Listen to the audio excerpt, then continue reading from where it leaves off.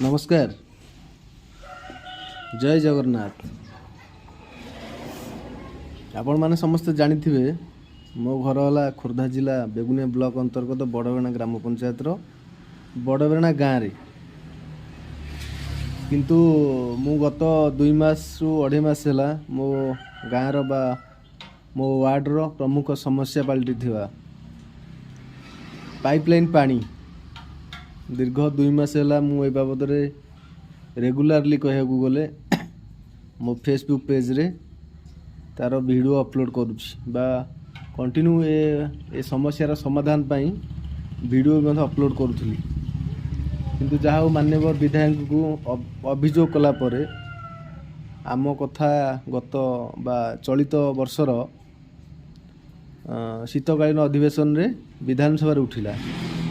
किंतु ए बाबद विधायक जहाँ विधायक आम कथा रक्षा करी अधिवेशन रे शीतकालीन अधिवेशन रे विधानसभा रे उठेले कथा किंतु आमे ए बाबद रे से विभाग रो जेई मैडम तांको मधे भी मौखिक भाव में अभियोग करथिलु सी कहउछंती हाँ जीवे जीवे बोली किंतु आज की 2 मास है आम गाँव 10 घर गोटे 8 नंबर वार्ड अच्छी से वार्ड रो 10 घर आज की 2 मास है से पीवा पानी पाइबारू वंचित आउ प्रायतः सबू वार्ड रे पाइपलाइन फाटिकी गोटे माने सकाळ पाइले खाली पंक कादुओ रे घर बाहरी माने आपण पंक कादुओ देकी जिबे ए भलिया समस्यार सम्मुखीन बर्तमान 2 मास है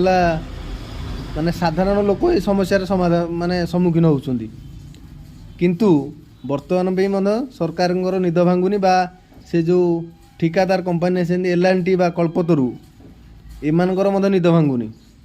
आमे अभियोग करी करी हालिया किंतु निद एमानकर केबे हेले भांगुनी तो देखा जाऊ केबे समस्यार समाधान हबो ना ए समस्या आहुरी बढ़ी बढ़ी चलिबो गोटे बड़ दुख परितापर विषय माने पूर्व सरकार अमल रे घरे घरे जो पानी दिया हितला वसुधा योजना माध्यम रे जो 10 घर दुआर को पानी हे पाइपलाइन पानी जाई पाइलानी आज ए जो पानी पाइपलाइन जाऊ से पाइपलाइन पानी मधे भी एबे से 10 घर पाई नांदी तो से माने माने की पाप करथिले ना पुण्य करथिले बर्तमान आज के डेट तांग दुआर को पानी जाई परनी से तो एक कथा दुई कथा से पाइपलाइन फाटिकी जो छिनछत रही माने आपण बिलीव करिबारे चिंता करिबारे ए भलिया परिस्थिति लोक सामना करूछंती बोली आसिक आपण केबे देखिले जानि परिबे।